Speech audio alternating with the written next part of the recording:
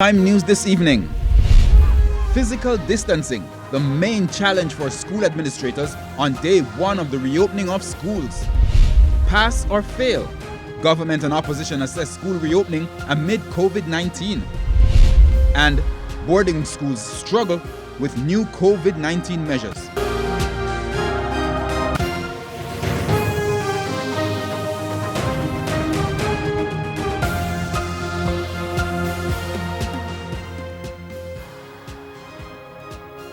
Good evening and welcome to Primetime News. We're both on air and online at onespotmedia.com. I'm Herman Green. And I'm Janella Precious. Also this evening, the business day, sports commentary, E-Prime and weather. But before the break, the feedback question. Our question this evening: what are your thoughts on the reopening of schools today for students preparing for CXE exams? You can share comments online, facebook.com/television Jamaica, and tweet us at Television Jam.